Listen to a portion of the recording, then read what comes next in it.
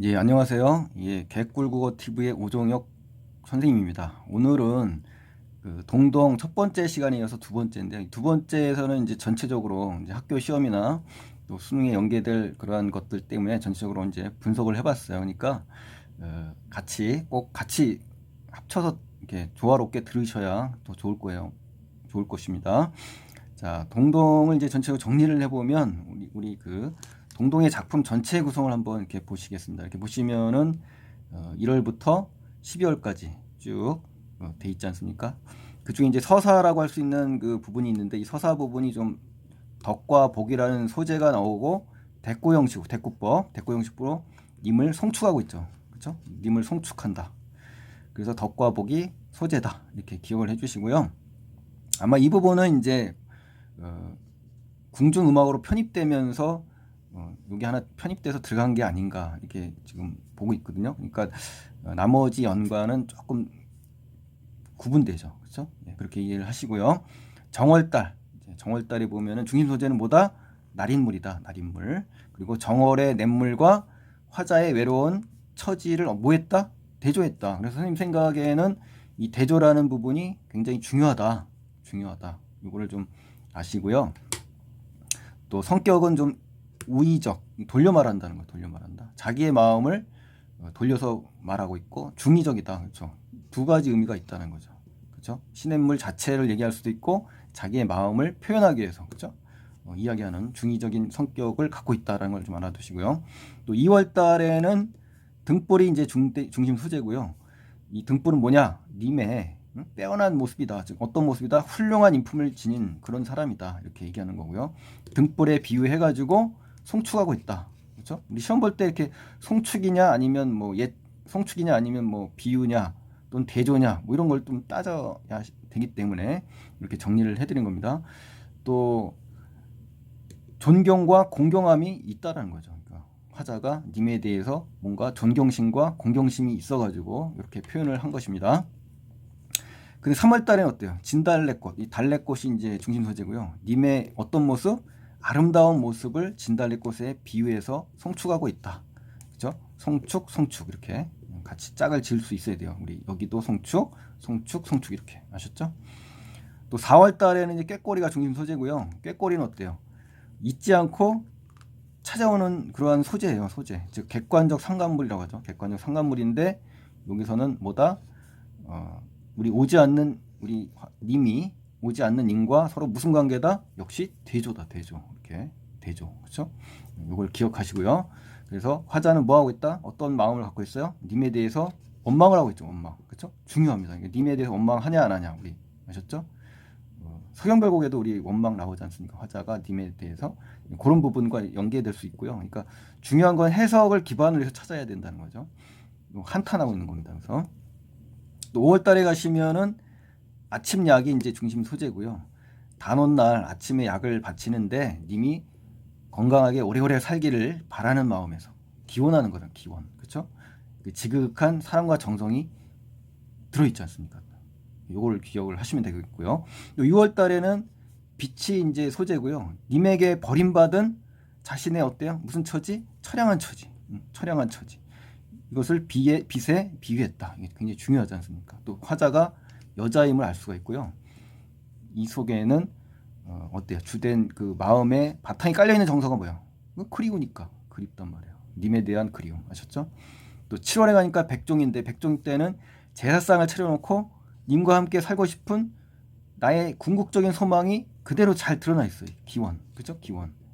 그래서 직설적이라는 거예요. 중요한 거는 굉장히 중요합니다. 이 말하기 방식이 직설적이다. 다이렉트로 말했잖아요. 굉장히 중요하고요. 역시 그리움의 정서가 깔려 있다. 이렇게 아셨죠? 그 다음에 이제 8월에 가면은 이제 가배라고 해서 한가위, 의미 없는 한가위의 쓸쓸함을 지금 드러내는 거고요. 또 그리움의 정서가 또 여기 있잖아요. 그러니까 우리 그리움 이렇게 같이 묶을 수가 있어야 돼요. 시험에는 이제 우리 내신 시험에 특히 주요 정서가 같은 것끼리 묶을 줄 알아야 됩니다. 아셨죠? 이렇게 이런 식으로 또 풍요로운 계절과 대비되잖아요. 나와의 처지하고 그러니까 이런 대비, 대조 이런 것들 잘 정리를 하셔가지고 연끼리 짝을 지어야 됩니다. 아셨죠? 또 9월 달에는 황화라는 건 이제 국화인데 고요한 초가집, 초가 속에서 쓸쓸하게 지내는 이 서글픈 심정을 잘 드러내고 있어요. 그래서 님이 부재, 님이 현재 없기 때문에 뭐한다? 외롭고 적막하다. 뭐 이러한 것을 지금 표현하는 거라고 봐야죠. 그 다음에 이제 10월에 가면은 바라시라고 있는데 보리수나무, 님에게 버림받은 슬픔을 잘게 썰은 보리수나무에 비유했다. 그렇죠. 영탄법을 쓰면서 탄식하는 그런 말하기 방식으로 지금 노래를 하고 있잖아요. 그렇죠? 또 한삼, 11월에 가면 한삼인데 한삼이 중요 소재인데요. 한삼을 덮고 누워 홀로 살아가는 자신의 신세를 뭐예요? 한탄하고 있다. 그래서 우리 한자 독수 공방이 딱 맞고요. 또 비애감, 애상적, 절망감 이런 정서를 잘 기억을 하셔야 될 것 같아요.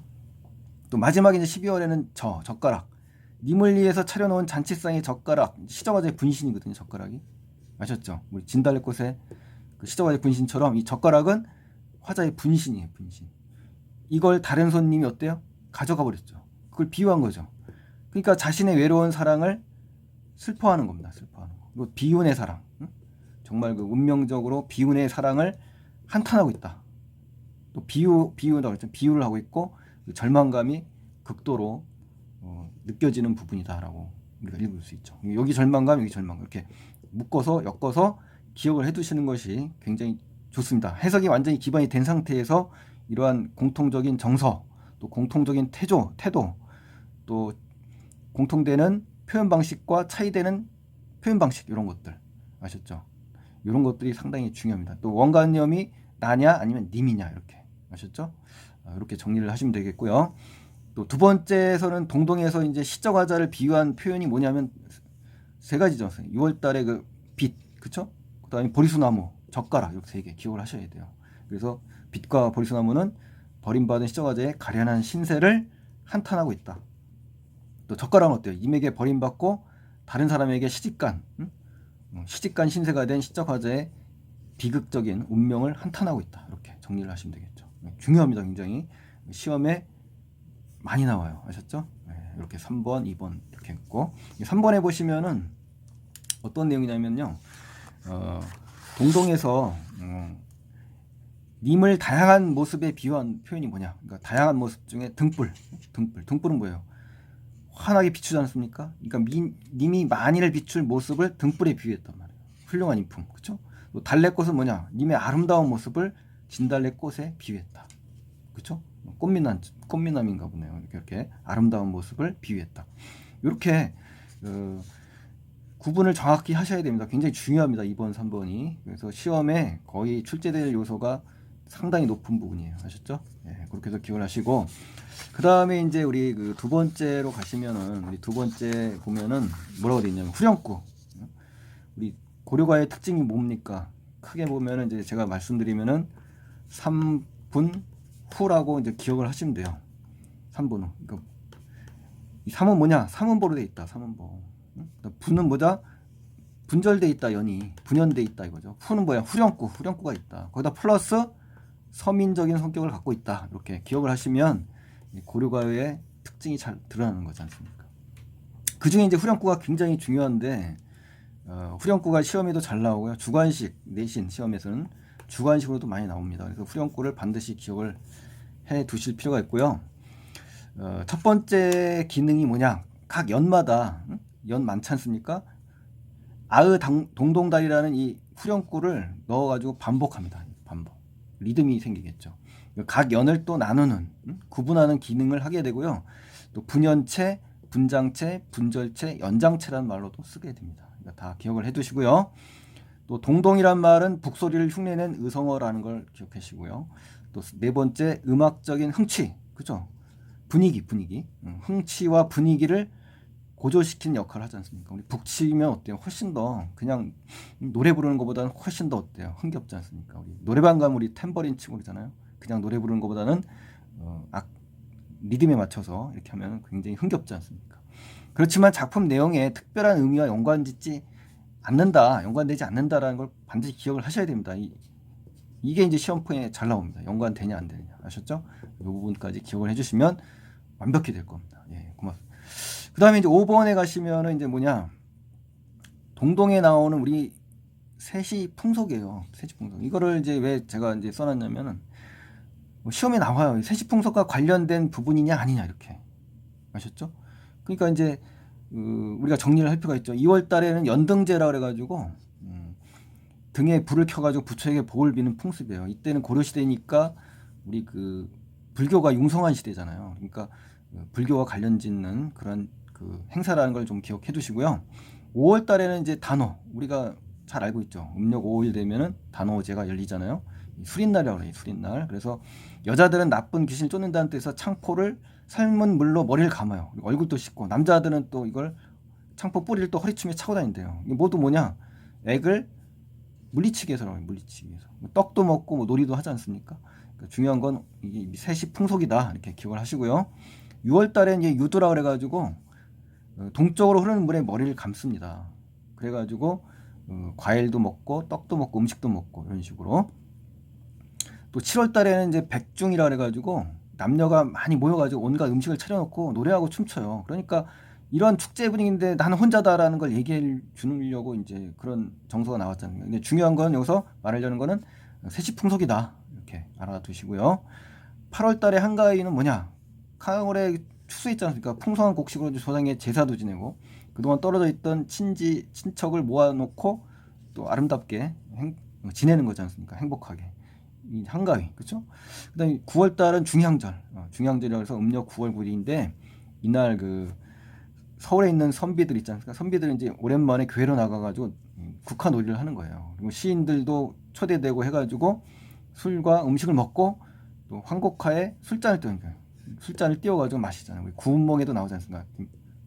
김만중의 구운몽이라는 소설에서도 우리 주인공 시를 읽기도 하고 또 그림도 그리고 그렇죠? 각가정에서는 또 국화전을 부쳐 먹었어요. 그러니까 이럴 때 국화전을 부쳐 먹었는데 사랑하는 님이 없다. 그럼 상당히 외롭고 고독하겠죠. 아마 그런 부분에서 아마 그런 것 같아요. 화자가. 그래서 여러분께서는 이 동동에 나오는 세시풍속이 어디에 나와 있다. 또 어디에 안 나와 있다를 구별을 하셔야 됩니다. 시험에는 구별하는 문제가 나와요. 세시풍속이 관련이 없는 부분과 있는 부분. 아셨죠? 그러니까 우리가 특히 주의할 때는 9월의 중양절과 2월의 연등제, 그다음 6월의 유두, 7월의 백중 이렇게 기억을 좀 잘 하세요. 한가위는 너무 잘 알잖아요, 우리 그렇죠? 그러니까 나머지를 더 눈여겨 보시는 것이 좋겠고요. 그다음 이제 마지막으로 이제 핵심 정리로 들어가면은 우리 그 고려가요지 않습니까? 고려가요고 연가적이다. 연가라는 것은 여성 화자가 사랑하는 님에 대해서 이별에 대한 그리움을 노래했다. 또 민요적이고 서정적이고 애상적이다. 전반적으로 좀 슬프잖아요. 또 표현 방식은 영탕법이 많습니다. 한탄하잖아요. 거의 한탄조. 또 지규, 비유가 많이 나왔죠. 은유도 나왔고. 또 특징은 계절이 굉장히 중요합니다. 이 특징은 계절이 바뀝니다. 계절. 크게 보면 계절이고 구체적으로 보면 세시풍속이죠. 요거의 변화에 따라서 사랑의 여러 감정을 노래하고 읊었다. 이거 굉장히 중요합니다. 또 전 13년의 달거리 노래다. 월령체다. 그렇죠? 또 서사인 1년과 본사인 12년으로 구성되어 있다. 이렇게 정리를 하시고요. 또 제재는 달마다 뭐한다? 행하는 세시풍속이다. 또 주제는 뭐다? 임에 대한 송도를 갖고 있다. 송도라는 것은 대상을 칭송하고 축하한다. 즉 예찬한다. 이렇게 생각하시면 되고요. 연모의 감정 있죠. 전체적으로. 그리워하잖아. 그리워하고 사모한다. 또 작품의 의 두 가지만 정리할까요? 우리나라 최초의 달거리. 그렇죠. 정화교의 농가 원룡가로 이어지지 않습니까? 나중에 가사. 그리고 고려시대 민속 연구의 귀중한 자료다. 이렇게까지 정리를 해주시면 완벽할 거라고 보고요. 다시 한번 말씀드리지만 우리 먼저 강의했던 그 본문 해석이 굉장히 중요하다는 거. 그 해석을 바탕으로 해서 지금 자료를 더해서 완전히 자기 거로 만들어 두셔야 됩니다. 그래서 더 하고 싶다 그러면 이제 우리 사용 설명서도 있고 분석집도 있고 강의 EBS 강의도 많이 있지 않습니까? 그렇게 해서 들어보세요. 굉장히 효과가 큽니다. 할수록 더 효과가 큽니다. 만약에 이제 해설서나 이런 그 문제풀이 위주로 공부를 하다 이걸 거꾸로 가려면요 재미가 없어요. 왜냐면 다 알고 하는 거기다 또 다 풀었기 때문에 할 마음이 안 생깁니다. 또 해석을 선입견을 가지고 하게 돼 버려요. 그러니까 그렇게 하지 마시고요. 저처럼 액면 그대로 아무 설명 없는 그런 그 원문 그 자체를 해석하는 연습이 중요해요. 그게 해석이 안 되면 결국 변형하면 다 당합니다. 아셨죠? 그러니까 제가 시키는 대로 반드시 그렇게 해주시면 정말 좋겠습니다. 자, 오늘 여기서 마치겠습니다. 고맙습니다.